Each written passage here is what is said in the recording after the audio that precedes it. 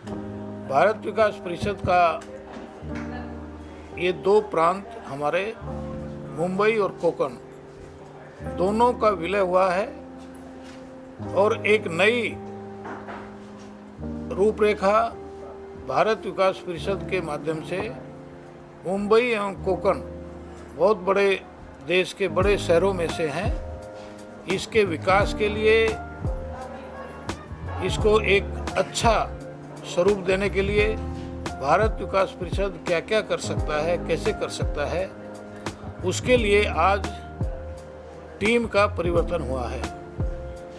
इससे पहले सीए श्री माणक चंद्रागा अध्यक्ष थे, संजय पोदार जी हमारे सचिव थे और नरेंद्र सिंह बाबा सिंह जिसको कहते हैं पूर्व प्रांत महासचिव, और संजय पोदार हमारे फाइनेंस का काम देखते थे। इन तीनों का परिवर्तन करते हुए अभी हमारे आदरणीय अविनाश धर्माधिकारी जो कि पूर्व पुलिस आईपीएस एसीपी थे और रिटायर हुए, रिटायरमेंट होने के बाद सेवा कार्य के काम में जुटे हैं। उनको हमने इस पूरे क्षेत्र का, जैसे मुंबई का बाह्य एक बड़ा स्वरूप जिसमें कोकण और कोकण से संबंधित जितनी भी नई नई बस्तियां हैं उस सबको मिला करके एक प्रांत बनाया है। उस प्रांत के अध्यक्ष के रूप में आदरणीय अविनाश धर्माधिकारी जी काम संभालेंगे अध्यक्ष के नाते, और इसी प्रकार से श्रीमंत प्रधान वो चार्टर्ड अकाउंटेंट हैं, कहीं एक बड़ी कंपनी में सर्विस करते हैं। वो पहले भी सचिव थे, कोकण प्रांत के सचिव थे, अभी वो पूरे मुंबई कोकण प्रांत का महासचिव के नाते काम देखेंगे। तो दोनों मुंबई प्रांत और कोकण प्रांत को एक साथ करने का उद्देश्य अभी मैं वही बता रहा हूँ कि किसी भी संगठन में जिस प्रकार आपने पूछा, भारत विकास परिषद में विशेष रूप से दायित्व जो है ये एक जिम्मेवारी का भाव है। मैं एक विशेष दायित्व पर काम कर रहा हूँ, ये एक दायित्व बोध हमेशा मन में रहता है। इसलिए संगठन की जो कार्यशैली है, संगठन का जो लक्ष्य है, जिसको हम भारत विकास परिषद जिससे नाम दिया है भारत का विकास, इसी प्रकार से मुंबई और कोकण का चहुमुखी विकास हम संगठन के माध्यम से कैसे कर सकते हैं। हमारी 5 गतिविधियां हैं जो नए इस वर्ष से प्रारंभ होंगी। सेवा संस्कार हमारा केंद्र बिंदु है, संपर्क हमारा माध्यम है, महिला एवं पर्यावरण ये दोनों साथ साथ समाज में परिवर्तन करने के 2 स्तंभ हैं। ऐसे 5 गतिविधियों के माध्यम से हमने समाज में परिवर्तन लाने का प्रयास करना है। जैसे गरीबी मुक्त परिवार, ऐसे हर शाखा प्रारंभ करे। गरीबों में भी गरीब व्यक्ति वो कैसे आत्मनिर्भर हो सकती है, कैसे अच्छा जीवन जीने के लिए अपने पैरों पर खड़ी हो सकती है, महिलाओं का सम्मान कैसे बढ़ सकता है, महिलाओं का शोषण और किसी भी प्रकार का उन पर अत्याचार ये कैसे उससे मुक्त हो सकते हैं, महिलाएं हमारी आत्मनिर्भर और आत्मविश्वास से कैसे ओतप्रोत हो सकती हैं।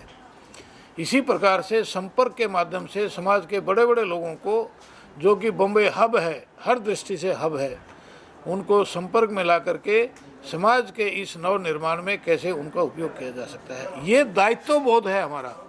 इसलिए संगठन के लिए दायित्व का एक बहुत बड़ा काम, जिसको दायित्व देते हैं वो उसके मन में एक ये बोध होता है कि मुझे काम करना है। और अभी ये जो दायित्व दिए जा रहे हैं ये व्यक्तियों को चुन करके उनके पूरे पास्ट उसको देख करके एक श्रेष्ठ व्यक्ति समाज के उनको चुन करके हम दायित्व देते हैं। धीरे धीरे ये दायित्व बढ़ता है और दायित्व बढ़ते हुए अभी जैसे 2 प्रांत, ये एक प्रांत है, प्रांत के बाद क्षेत्र आता है जिसको हम पश्चिम क्षेत्र बोलते हैं, जिसमें गुजरात, महाराष्ट्र, गोवा ये पूरा क्षेत्र आता है, उस तक आगे बढ़ता है व्यक्ति, और ऐसे ही 10 क्षेत्रों को मिला करके हमारा अखिल भारतीय एक संस्था बनती है। तो ऐसे आजकल सभी प्रांतों का, सभी क्षेत्रों के दायित्व हो गए हैं और अखिल भारतीय टीम हमारी बन गई है। 1 अप्रैल से नई टीम हमारी गठित होती है। वो गठन आजकल चल रहा है। पूरे अप्रैल मास में ये दायित्वों का वितरण करते हुए, दायित्वों का सुनिश्चित करते हुए हमने संपूर्ण देश में ये दायित्व बनाना है। तो जैसा कि आपने कहा कि अभी एक गरीबी मुक्त भारत मतलब इस तरह करने के लिए तो जो अपना नया वर्ष लगा हुआ है, इस नए वर्ष में भारत विकास परिषद ने कुछ ऐसा नया मतलब ऐसा कुछ नया भाव, नया कार्य कुछ ऐसा मन में है करने के हमने नव वर्ष में ये यानी 1 अप्रैल से जो प्रारंभ, 1 अप्रैल से 31 मार्च तक एक लक्ष्य दिया है सभी शाखाओं को। हमारी 1600 शाखाएं हैं। 1600 शाखाएं संपूर्ण देश में, कम से कम 10 परिवार, गरीबों में गरीब, पुअरेस्ट अमंग द पुअर, ऐसे परिवारों को ढूंढना, उनका अध्ययन करना, उनका क्यों गरीब है इस कारण को ढूंढना, परिवार में क्या सामाजिक बुराई है, किस कारण से वो गरीब हैं, क्यों नहीं वो आत्मनिर्भर बने, काम नहीं है, रोजगार नहीं है, बच्चे पढ़ते हैं कि नहीं पढ़ते हैं, महिला कुछ काम करती हैं कि नहीं करती हैं, परिवार की कैसी स्थिति है, ये सारा अध्ययन करके उनको खुशहाल और आत्मनिर्भर बनाना, यानी गरीबी मुक्त करते हुए उनके जीवन को अच्छा बनाना, उनका स्तर बढ़ाना, ये हमने संकल्प किया है।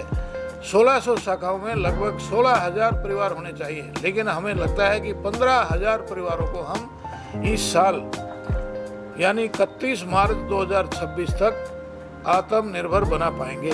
ऐसा हमारा एक संकल्प है। नई योजना में ये काम हमने करना है। दूसरा काम हमने जो इस साल सोचा है, ऐसे परिवारों को संस्कारित करना, बच्चों को ऐसे लगभग 10,000 स्कूलों में संपर्क करके, उनके साथ तालमेल करके, उसमें पढ़ने वाले बच्चों को संस्कारित करना, भारतीय संस्कृति से ओतप्रोत करते हुए भारतीय जीवन मूल्यों को संस्कार के रूप में उनके स्वभाव में, व्यवहार में, आचरण में डालना, ये संकल्प हमने इस साल के लिए किया है।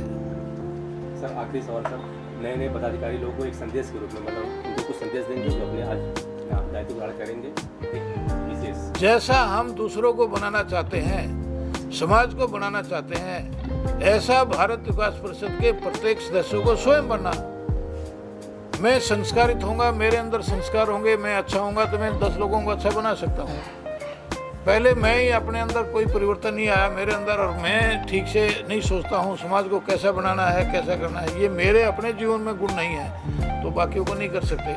भारत विकास परिषद ऐसा नहीं बोलता जाओ करो, नो, आइए हम सब ठीक करें, पहले हम ठीक होंगे फिर समाज को ठीक करेंगे। तो यही हमारा ध्येय है। एक एक व्यक्ति को जुटा, दिव्य संपदा बढ़ा, देशभक्ति आ रही।